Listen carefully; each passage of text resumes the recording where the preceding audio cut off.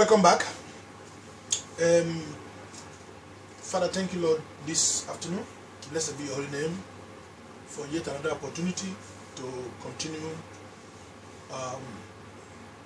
teaching on what have been titled, what have been themed, or with the theme, Christ and His Cross. That is meant for this week, starting from today, be the Sunday the 5th. And we run through this whole week, ending community on next Sunday. But this week, oh God, is a week of teaching about Christ and His cross, and about everything that, about a lot of things that were involved in that. Father, Lord God Almighty, today, this morning, we are like together to talk about how to prepare ourselves to meet God, to be in the presence of God spiritually, how to be clean, how to be right, how to do right things, how to always be committed to be faithful all the time. So, Father, and we promise that we do this teaching and send it to our people so that they can listen to it, because we're supposed to continue on that this morning. So as we couldn't continue, we have yet another opportunity again, so we are blessed. We are grateful in the name of Jesus Christ. Father, this day I want to talk on the triumphant entry of our Lord Jesus Christ. So as I want to talk about it, I pray that you help me to be able to talk about this, to be able to teach about it, so that it will be a blessing, so that people will be blessed, oh God. And every time we are listening to the video, we'll be blessed and your name will glorify, God. The little we know, help us, Lord, that we can expand on that knowledge. In Jesus' name. Amen. Amen. Amen. So, God bless you. I thank God that you have the opportunity to listen to this video. Okay? So, let's continue from where we stopped this morning on this theme, Christ and His cross. If you were not, if you don't have that video, you can go to YouTube, or you can go to YouTube and look for Reverend S.I. Mafido. Then you will look for that, and then again you can go to Facebook, and if you are connected with us in any way, you can get the video all the time. But as I said again this morning, that by the grace of God, from tomorrow it will be 5 p.m. every evening. So you'll be connected with us on Facebook, via Facebook, which is Jimmy AGF, God's Image Ministry International Assemblies of God Fellowship. So it's Assemblies of God Church, Assemblies of God Fellowship. Then when you go there, search in Facebook, then you will look for me. You will look for this video. You can always get it. But let me continue from where I stopped today. Now, the teaching of today that I'm doing right now, I'm about to do now, is the topic is the triumphant entry of Jesus. Now, let me before we read some of these places, let me do an introduction, or do introduction to the lesson. We'll be reading from the book of Matthew chapter 21 today, but the story is found in the 4 Gospels: Matthew, Mark, Luke, and John. 4 Gospels, which is also called the Synoptic Gospel. Matthew, Mark, Luke, and John. It's called Synoptic because they are similar in writing. What this one said, what that one said, what the other one said, they are all almost the same. Some of them look at it from the other side, some of them look at it from the other side. You may read it from different books of this Bible, from Matthew, Mark, Luke, and John. They may not be exactly the same, but they are talking about the same thing. And so that is why it is called the Synoptic Gospel. The Gospel, the five books of the Bible is called the Gospel.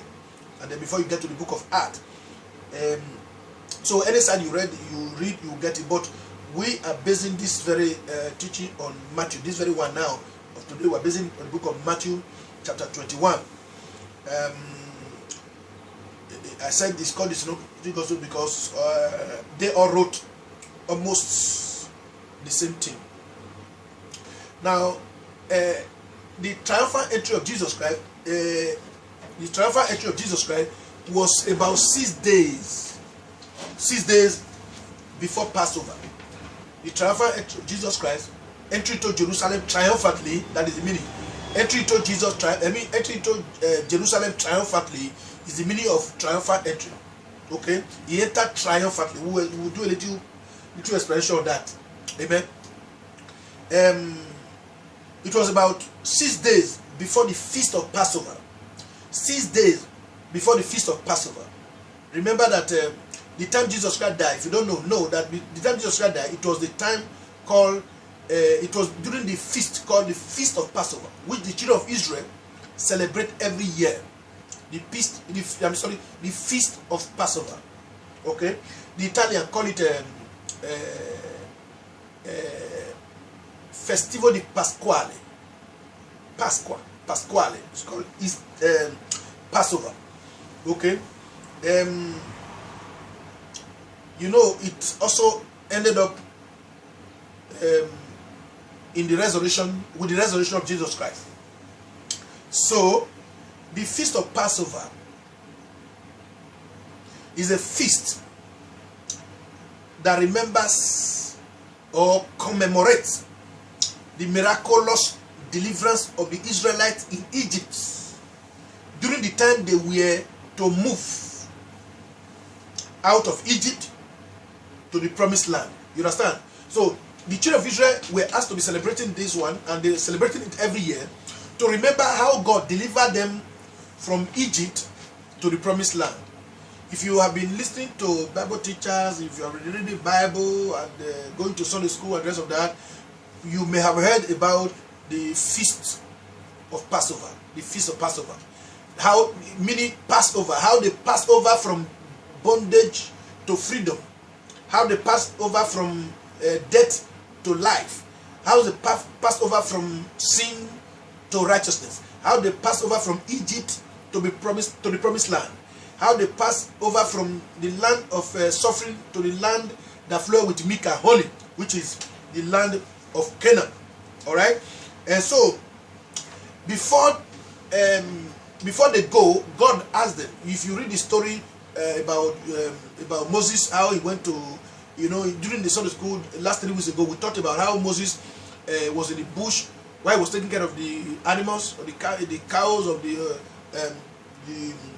his father-in-law Jethro, that he saw the bush burning, and he noticed that the leaves were not being consumed. It was not turning to ash, and he decided to turn. What is this? And then he heard a voice. God spoke to him. So God used that to draw his attention, because God wanted to send him to Egypt to go and rescue and bring out all the Israelites, the children of Israel, because they are the children of covenant to God. So in order for them to be rescued, so God decided to send Moses. Thank God that Moses obeyed. And so a lot of things happened before they got to this point. And the final day when they were to go, God said, since Pharaoh, the king of Egypt, as they were called that time, refused to allow Moses to take them away, and refused to allow the children of Israel go away. He used different plague, different danger, different sickness and disease to attack them, so that he will threaten them to release them. But as they continue to gamble with the life of the children of Israel, God said, okay, he was going to make sure that every house, the firstborn son will die. And so God told the children of Israel through Moses and said, okay, they should take a lamb, okay, a lamb that was just about 1 year old, that is not too old, and they have to keep it for about 14 days to check whether it has a disease, because they were not supposed to use anyone that has a disease. And then finally they were to kill it and then prepare it and eat it that very day, and they should not allow anything to remain. And so after finishing with it, the bone must be burned, because they don't want any other thing to remain. And so they were to go that the next day, and I mean after that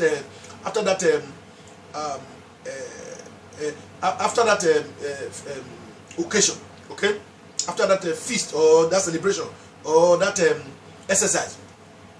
Now, truly, every house, excuse me, now, because I forgot something here, that as they were to kill the lamb, God said they should use the blood to rub the doorposts, so that when the angels that were going to take or kill every first son in every house of the Egyptian, when the angel will see the doorpost, that is the lintel of the door, and see the blood, he will say, okay, this house is marked.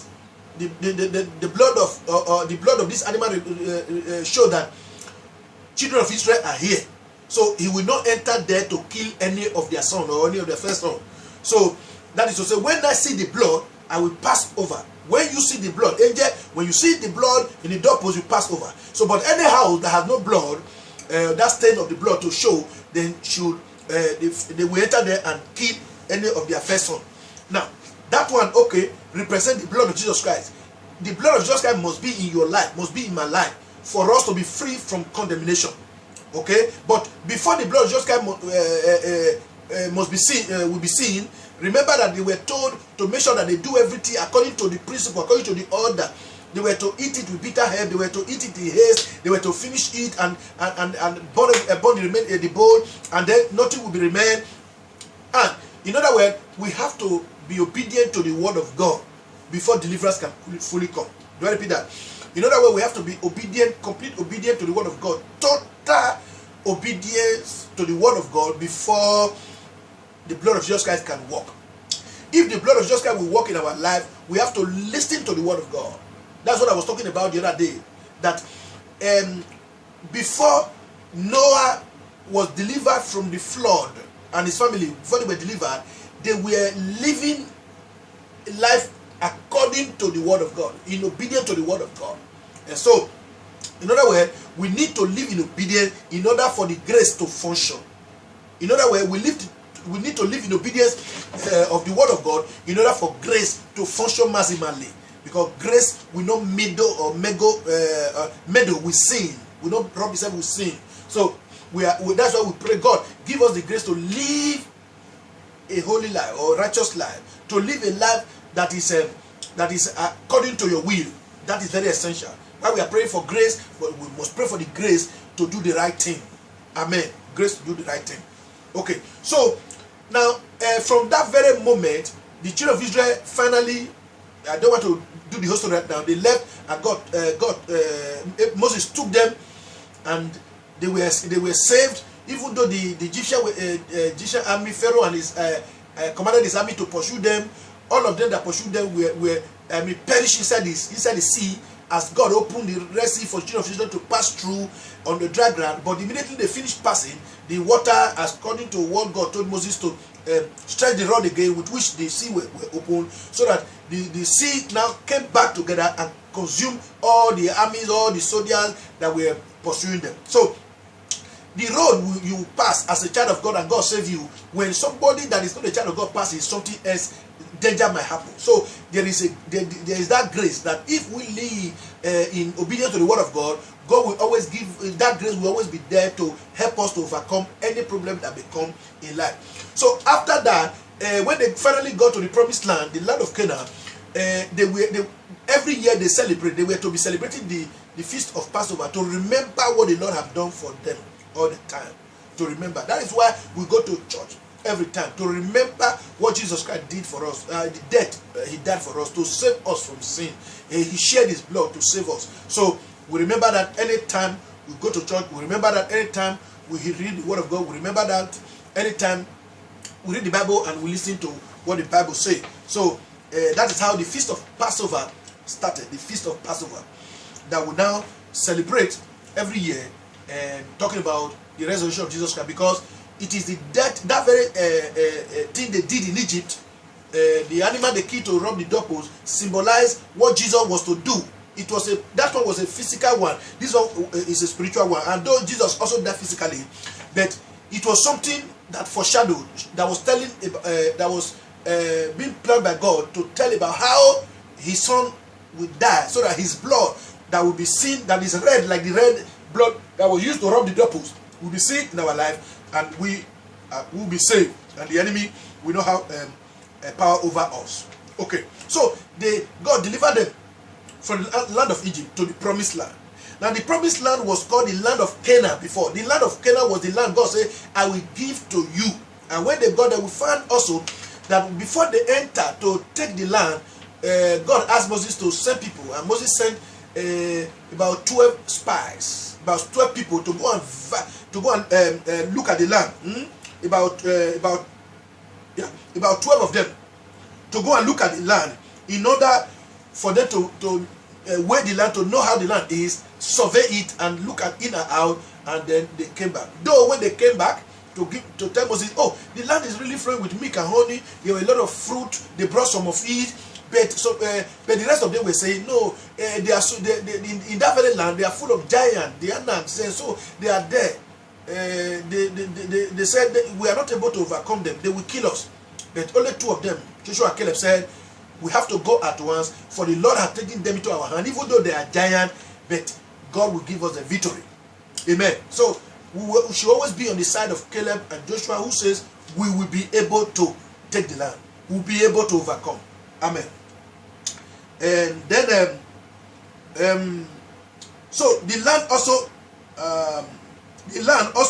usually the Lord also usually join them in the event every year.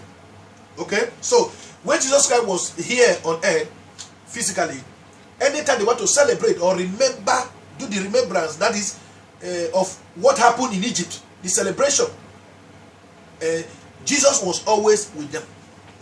When he was alive, he was always with them, because that was not celebrating evil, that was not celebrating sin, that was not idolatry. They were only remembering and giving thanks to God for what God did for them in Egypt as he brought them out of Egypt. Amen. All right, now the year he was to die, I'm talking about Jesus now, the year he was to die, he decided to enter into Jerusalem, which is the capital city of Israel. We also remember that a lot of time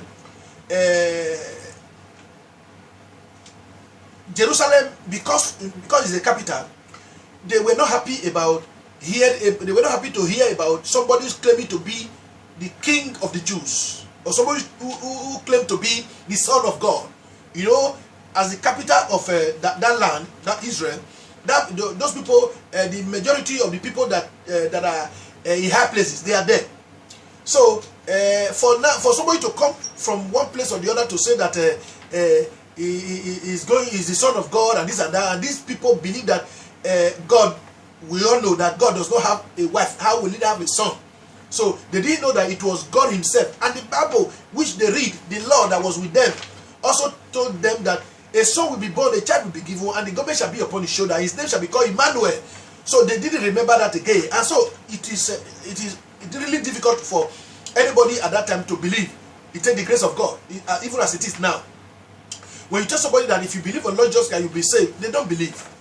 But you that believe and you really surrender your life to Christ, you know what you are enjoying. You know the peace. You know the joy. You know what you are enjoying being a child of God. What you are enjoying being following the word of God and living by the word of God. Amen. And so Jesus decided to go to Jerusalem at that very time to go and celebrate the feast of a Passover. Now every year they used to go there. Remember when he was 12 years of age, he went with Joseph and his mother there. So they used to go there once a year to go and worship, especially like a festival like this. So Jesus used to go there, but they already also knew him, because one day he picked up the scroll, the book that looked like this, that they were using, that they wrote the law of the Old Testament time, and said, the Spirit of the Lord is upon me. Now he quoted from the book of Isaiah, trying to say that he is the one, and truly he is the one, because John the Baptist has also foretold that, has also confessed that, even the day he was baptized. So this very year he decided to enter into Jerusalem, but this time he wanted to make a statement for people to understand something, though what he was doing was not to take power, from the leaders. He was not trying to say he wanted to be the king, physical king, you know. He came to serve. He came as a servant, but he was trying to demonstrate or trying to explain what would be, how he will be the king, that everyone in the world will bow before him. A time to come when after the rapture and after the heaven and earth met away and the new heaven and new earth will come, how he will reign over every person and everything. But the people will not understand. Okay, something like that is called a treason felony. You are trying to claim you are the president of this country when the president is still there. So you know it is not easy, really easy for anybody to believe. So for him to enter, he decided to enter into Jerusalem triumphantly. And now I will try also explain that triumphantly. We'll talk about that. What is triumphant? At about 6 days to the feast. About 6 days to the feast of Passover in Jerusalem. In preparation for the Passover. They used to prepare every year for the Passover.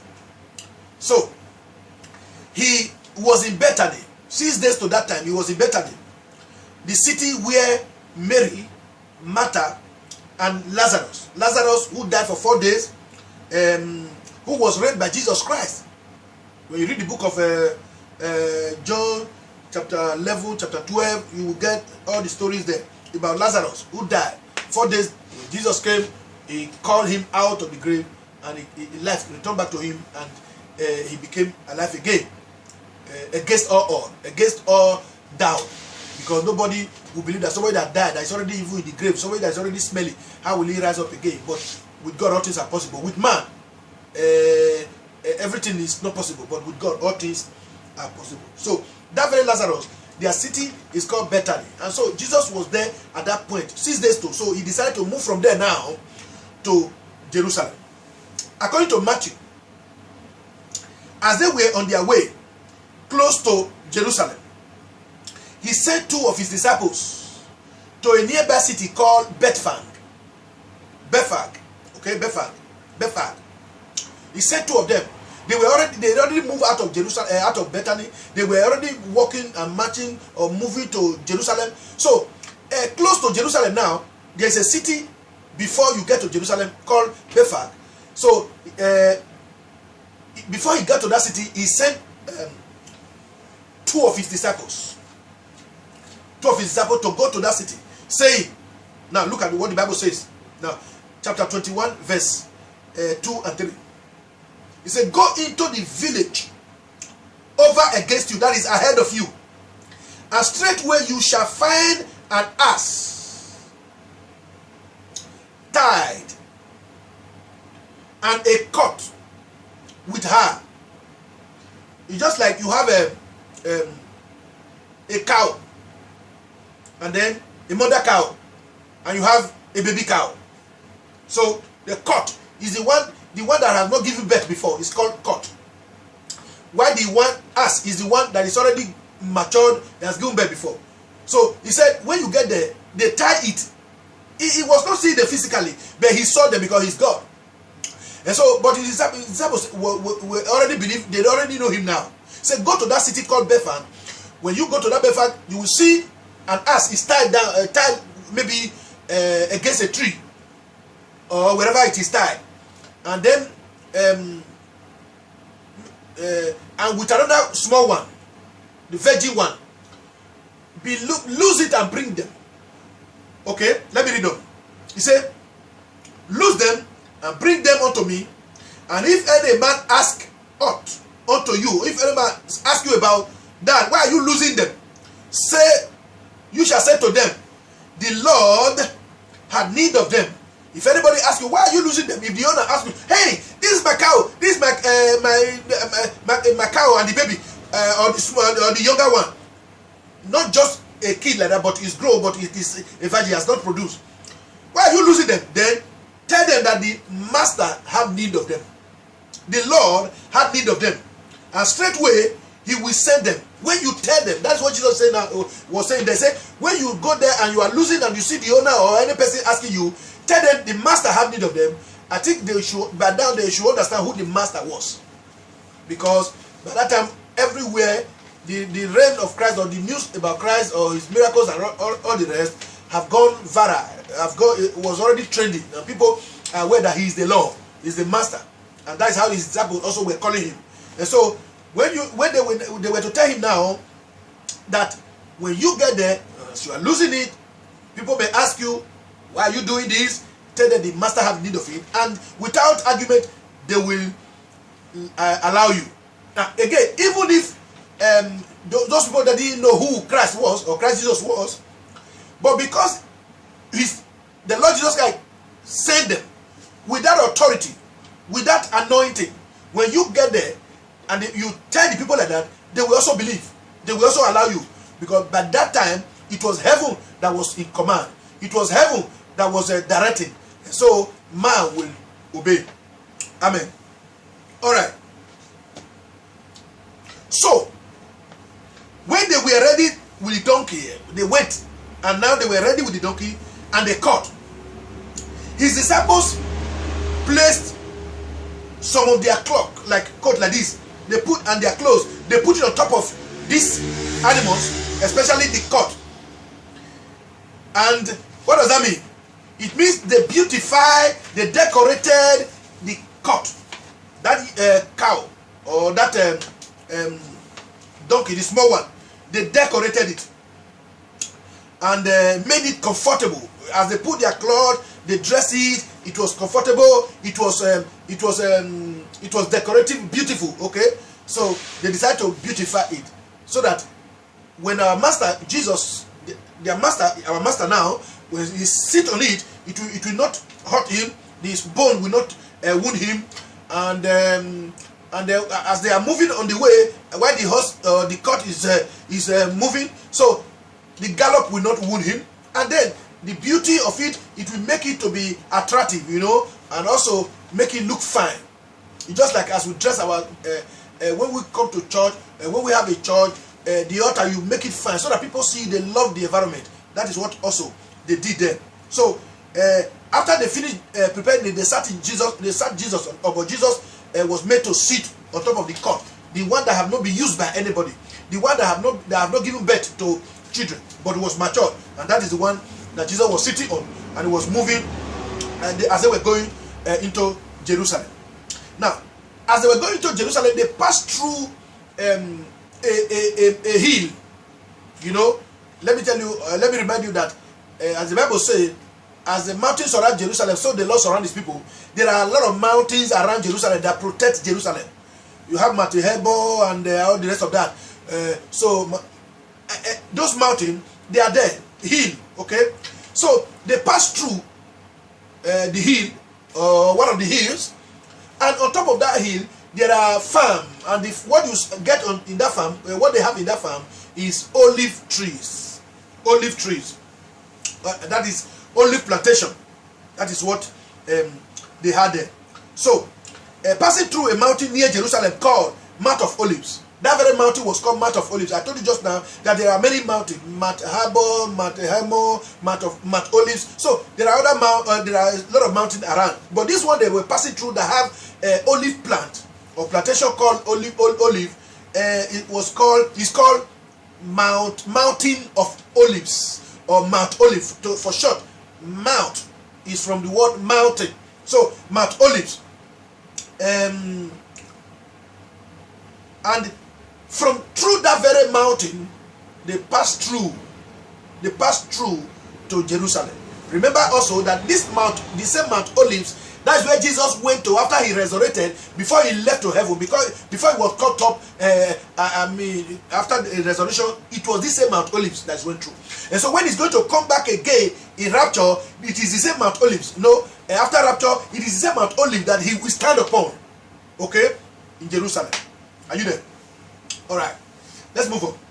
And as his train entered, that is his entourage, the people that were coming with him, his disciples, his train entered into Jerusalem, a large crowd also began to follow because they have been hearing of him, and now They saw that his disciples and with their master, they are coming, they recognize him. And so a lot of people begin to follow him, men and women, children and all, I suppose. Okay? But a lot of people followed him. And these people that were following him also were spreading their clothes, their palm trees on the ground. What Jesus was, the cart or the donkey that he was sitting on was passing through, was stepping on it and moving, giving respect, giving honor, giving adoration to him, because they know that he's the Son of God. They know who he was, and they respect him, and they were using that medium to worship him and to give him honor. So, spreading their clothes on the ground and cutting branches of trees for him to pass through it. You remember, I was talking about today that when we will talk about the Palm Sunday that people celebrate now, that started from Catholic doctrine or Catholic dogma. Dogma, the law that human being, the law protocols that people put in place by themselves. So, from there, as people cut palm trees or olive trees and put on the ground, some of them they are closed. That is where the Catholic now got where they started saying, okay, Palm Sunday, which is today's Sunday now, call it Palm Sunday. Every of their church, if not because of this situation of coronavirus, everywhere you see people carrying palm fronds, you know, and use it to make a cross and put it on their neck and this and that. But here, that is not what was done. They spread it on the ground just to respect him, just to honor him, just to show their solidarity, just to show their support, just to show their submission, okay, to him. So they didn't use it to do cross and put it on their neck. Of course, even by that time, they didn't even know that Jesus Christ was going to die on the cross. They didn't even know that Jesus Christ would be killed or would be arrested that same week. Because this same week now, from Sunday to the last Sunday, is the same week he was arrested when he entered into Jerusalem, and the same week was killed, and then finally the next Sunday, which is the last day, the first of the week, that was the day he resurrected. So, making Palm Sunday is not really, it's not supposed to be something that we take part in. The way I believe it, the way I see it in the scripture, because it is not a doctrine, all right? But we can celebrate the life of Jesus, the death and resurrection of Jesus Christ. But we should not make ritual out of it and make palm fronds and people now put it by the side of their door before you enter, or immediately you enter in the corner of their office and the rest of that. It is like some of the items native doctor give to their people to put in their store, chains, ring, and the rest of that for protection, this and that. That very cross is not the one that is protecting you. What is protecting us is the name of Jesus Christ, his name. Okay? May God help us in Jesus' name. So, as they were doing that, as he was walking on top of them, entering to Jerusalem, and they were chanting, Hosanna to the Son of David. Blessed is he that come in the name of the Lord. Hosanna in the highest. Hosanna, Hosanna to the Son of David. To the Son of God. To one that come in the name of the Lord. Hosanna in the highest. That is verse 8 and 9. According to Matthew chapter 21. So, Hosanna. That is glory to the highest. Lifting up the name of the Most High. That was what they were doing.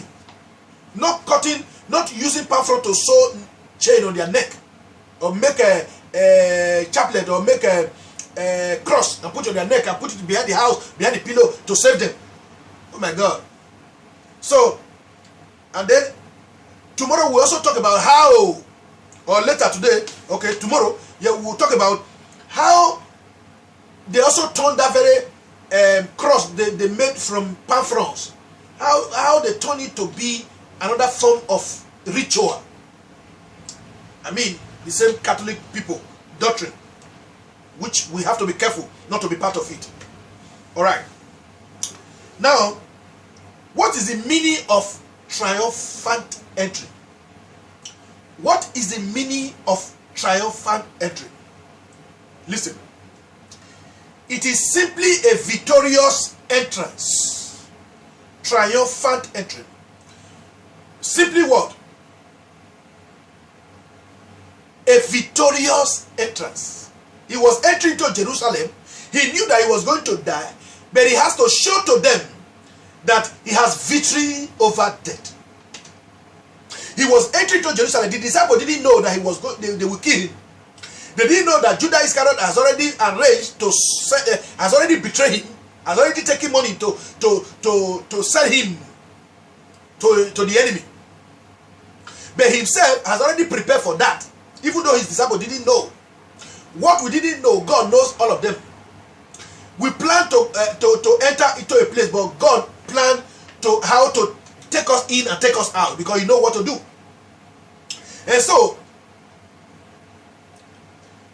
triumphant entry is a victorious entrance. That is an entrance of dominion. When somebody enters into a place like a king, it shows that that person has dominion, or that person is telling us that he has dominion. Now, it is taking over. When somebody enter into a place like a king like that, he's showing that I am taking over. That was why they were being threatened, or that was why they were threatened and say, this person, hey, quick, King Herod and the rest of that. If you do not eliminate this man now, he will take over your throne. But Jesus was not ready to take physical throne. He was not ready to become a king of Jerusalem, human king of Jerusalem. No. He was preparing for being the king of our soul. One, take note, he was preparing to be the king of our soul, a king that lives in our heart, a king that lives in our life, and eventually a king that will rule our life forever in the world to come, in the kingdom to come. We'll talk about that today. The new heaven and the new earth that will come from above. They call the new Jerusalem. Not this very world. This very world we melt away. Take note of that. We pass away with a fervent heat. And so, triumphant entry was how Jesus entered into Jerusalem victoriously. They have been planning to kill him. They have been saying different things about him. But he was telling them, I am not afraid of death. I am a king. I will enter like a king.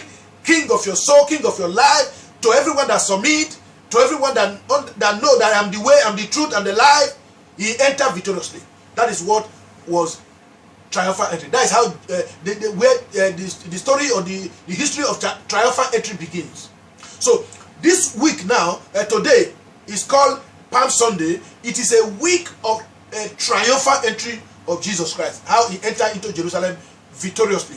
Jerusalem, remember, is the capital of Israel. So Jesus Christ will enter into the capital of the world, into the center of the world, into the center of our life, into the center of our heart, and reign and rule. Even if the enemy tried to kill him, he must still reign and rule, because death has no power over him, as we saw with the history or story of his death. And then on the third day, he rose again. Hallelujah. Amen. Now, the Lord Jesus' entrance into Jerusalem at the time was a show of leadership. Oh my God. Was a show of leadership and supremacy. Trying to make us understand that I am supreme, I am a leader, nobody can kill me. Even if you kill my flesh, my spirit is still alive, and I'll come back again. I have the authority to take on another flesh to use, because I am God. So he was demonstrating his leadership, power, prowess, his supremacy over humanity. Now, he entered like a king, and almost everyone were bowing down to him. He entered like a king, and almost everyone in that city of Jerusalem were bowing to him. Now take note, when he was also born, you remember that wise men from the east, they all came and they offer gifts, 3 different kinds of gifts, and they bowed down to worship him, even though he was a baby. That is why Christmas is not about children. No, Christmas is not the story of children. Christmas is not the celebration of children. No, Christmas is the celebration of the birth of a king. It was not, even though he came in the form of a baby, or was born in the form of a human being, but for somebody to be a human, he has to first of all come like a baby into the world. So, to celebrate Christmas, don't ever imagine, don't ever think that we are celebrating Children's Day. No, Christmas is not about children. It is about It's about the king who is born to save every soul, including children, adults, and anybody that believe in him, anybody that will submit to him. So Christmas celebration is not about baby. No, we have other days we can celebrate children, but Christmas Day is not celebrating children. It's celebrating the king that was born, the king that is born. And so Jesus Christ came to manifest that. He came to manifest that. Okay? All right. And then this is one of the reasons many of the leaders of his day hated him the more and wanted to make sure he is eliminated fast. Because how can he enter? He's not the king to them. He's not the king. How can he now enter into Jerusalem when King Herod was there? And when he was born, you remember what happened? That King Herod had to order that every child below 2 years must be king, because he was told that a king is born. And the wise men from the east also went there to go and look for the king. The heaven told them that. Angels came and announced the good news. So because of that, all the kings were threatened. All the leaders were threatened. And more so, adding to that, like salt to injury, he entered into Jerusalem like a king, being hailed. Hail the king. Hosanna, Hosanna. Blessed is the king that comes in the name of the Lord. Hosanna in the highest. So they were afraid. And then they quickly enraged. And devil, Judas Iscariot gave himself to be used of the devil so that he can take them to where they will arrest Jesus Christ. Of course, Jesus Christ was already prepared for that. So he would not struggle. Because every other day, every other time, they plan to kill him, they plan to arrest him. In the crowd, he will just move away. They will not see him, they will not be able to catch him. But this very time, they will be able to catch him, because it is the fullness of time. It's a time that he has prepared to go to the cross, to die for me. What about you? For you. Hallelujah. Hallelujah. Alright. Now, at the time, even though he knew that many were already annoyed of him in Jerusalem, yet he decided to enter, because he knew that it was the very place where his redemptive work would come to a climax. So he knew that this is the place the work I came to do on earth will be completely fulfilled. And so he was not afraid to go into Jerusalem. But he decided to enter gallantly. He decided to enter to showcase who he is. Even though people may not recognize that. Even though people may like to kill him. But he wanted to know, this is who I am. A king that everybody will bow to. Hallelujah. Are you bowing to Jesus in your life? Are you surrendering to him? Have you made him to be the king of your life? That is very essential. God help us. Amen. Amen. Alright. What is the spiritual implication of the triumphal entry? What is the spiritual implication of the triumphal entry? That is the question. What is the spiritual implication of the triumphal entry? What does it mean? What does it reflect to us? Now hear that. 1.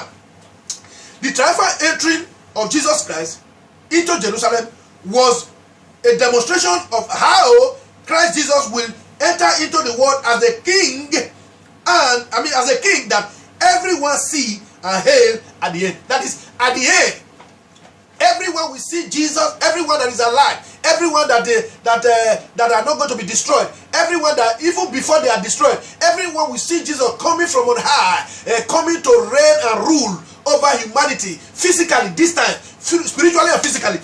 Last time he came to only do it spiritually, but this time he is coming to do it both physically and spiritually. And Jerusalem will be the headquarters. But this Jerusalem is not this old one. It's not this one that is presently there. No, the new heaven and the new earth, the new Jerusalem. That's what the Bible calls it. Hallelujah. Amen. So, that is one of the spiritual implications. He will rule and reign over the heart of man. Number 2, it also demonstrates how the earth and everything in it will bow in worship before him at the end. Okay? As he was entering to Jerusalem, people were bowing down. They were spreading their clothes. They were spreading everything for him to march while he was on top of the cart or the donkey that was prepared, and he was sitting on it, and he was being hailed, Hosanna in the highest, Hosanna in the highest. So the spiritual implication of it is that is how he will rule over the life, over every life, over every soul at the end. Will you be in the number? That's my prayer. I want to be among the number of those that will bow before him, those that will worship him, those that will be on his side forever in Jesus' name. Amen. Number 3. Triumphal entry of Jesus Christ manifests how a real king who is ready to go all the way to save his subject with his life, no matter how many may be on their way to hinder. Now let me sing this song. We are going to go up and take that mountain, to possess the land of Jordan to the sea. Though the giant may be on the way to hinder, God will surely give us victory. Again, we are going to go up onto the mountain, to possess the land of Jordan to the sea.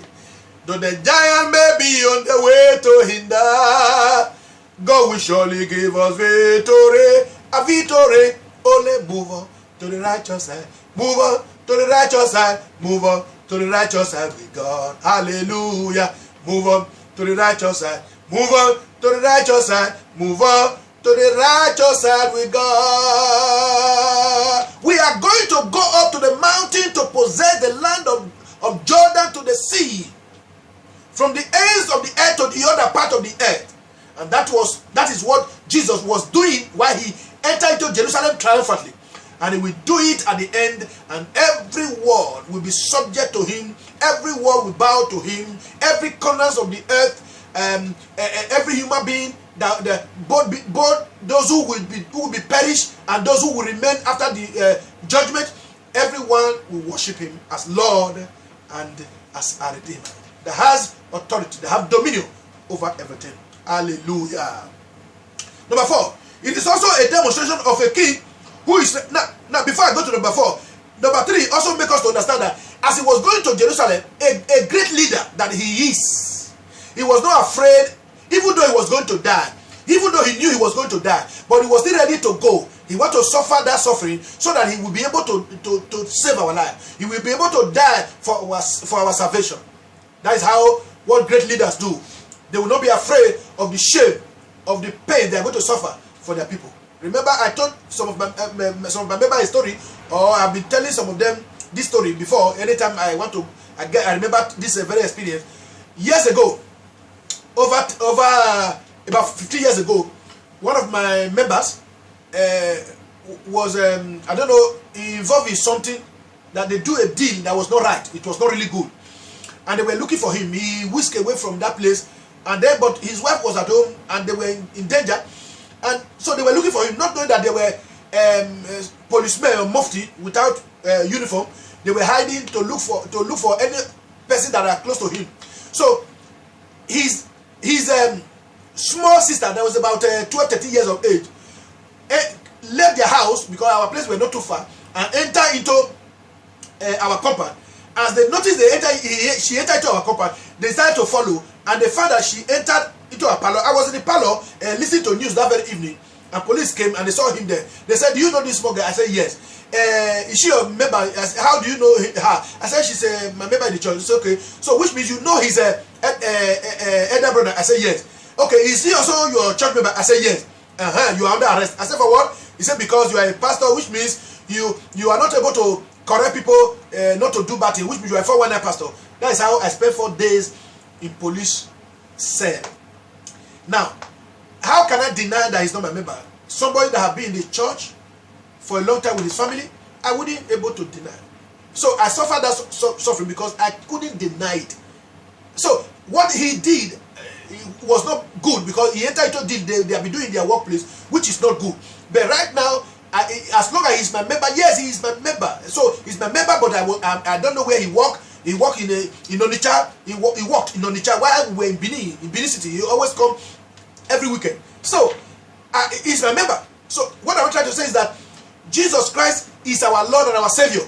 Even though he was going to suffer, even though he was going to die, he decided to go and fulfill what the fact that God sent him to do, despite our sins, despite our fault or our problem. So if you are a member in the church, you should be a responsible member.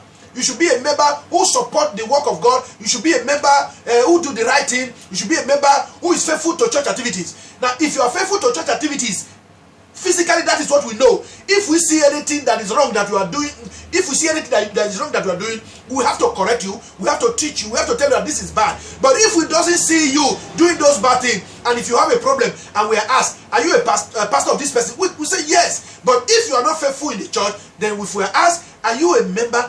This person is not a faithful member. That person, that man is not a faithful member, or he or she is not a faithful member. So when you are a faithful member, they will be able to attest to that. But whatever you do is between you and God.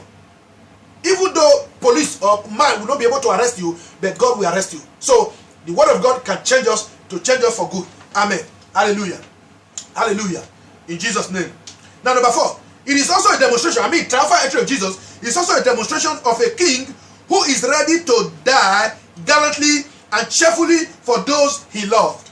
He was going into Jerusalem. He knew that he was going to die. He knew that he was going to be, he has already been sold by Judas Iscariot to be killed.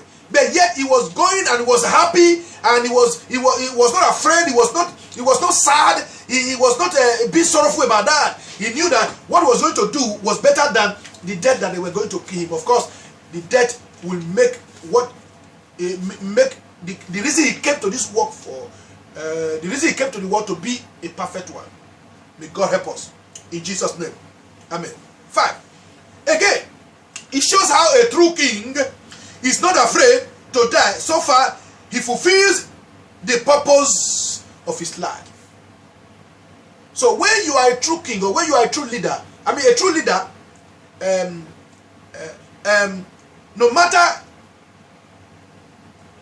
the bad name they may call you, one thing you're happy about is that you are doing what you are called to do, what you are born to do. If you know what you are born to do and you are doing it, whatever suffering or whatever suffer that may come, persecution, trials, you will not be afraid, you will not be sad. So, and that is what our Lord Jesus Christ did. Therefore, his entrance into Jerusalem was equally a purposeful and victorious demonstration over death, and even before it happened.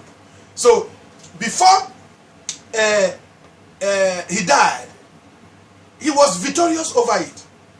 He knew that death cannot hold him down. He knew that death cannot hold him in the grave. He knew that even if they kill his body, they can't kill his soul. And that is how it's supposed to be for the children of God. That if we stand for the truth, if we stand for what is right, if we remain on the path of godliness, on the path of faithfulness, on the path of service, of blessing for humanity, on the path of positive impact, not negative, but good impact, good inspiration. If we stand on that, no matter what we suffer, we should be happy because we are being fulfilled. We are being blessed. And at the end, God will take the glory. God will take the praise. Hallelujah. So, he is Lord over life and over death. Jesus Christ is Lord over death and over life. I pray that God take his glory. I pray that God take his praise. As we hear about this triumphal entry today, that Jesus did just today, or a few days to come, 6 days before the Passover, this is what happened. He entered into Jerusalem gallantly. So I bet you that before, in any situation, even if you are told that there's going to be problem tomorrow, stand upon the word of God and then be dynamic. Be sure that God that has called you is faithful, and he will save you because he's faithful. And so he's Lord over any situation. He's Lord over any condition. Jesus entered gallantly into Jerusalem. So shall we enter gallantly into our place, into our blessing, into our favor, no matter the danger, no matter the problem, no matter those who want to hinder us. Because the Lord God is with us, we are victorious. We are victorious. Yes, we are victorious. Glory be to God who gave us a victory. A victory. We are victorious. Yes, we are victorious. Glory be to God who gave us a victory. Victory shall be our portion over coronavirus, over any other disease, over any other trouble, over any other difficulties. Victory is our portion. We are gallant soldiers. because we believe and we are saved by the gallant, by the eternal gallant soldier, our Lord Jesus Christ, who was born who was born a king. Even as a baby, he was being worshipped as a king. And thank God today, anytime we remember all that, we remember his birth, we remember his death, we remember his resurrection, we know that we are serving a living God. God that has power over any situation. You are blessed. Tomorrow, by the grace of God, I will come your way where we shall be talking about Ash Wednesday. We shall be talking about Ash Wednesday.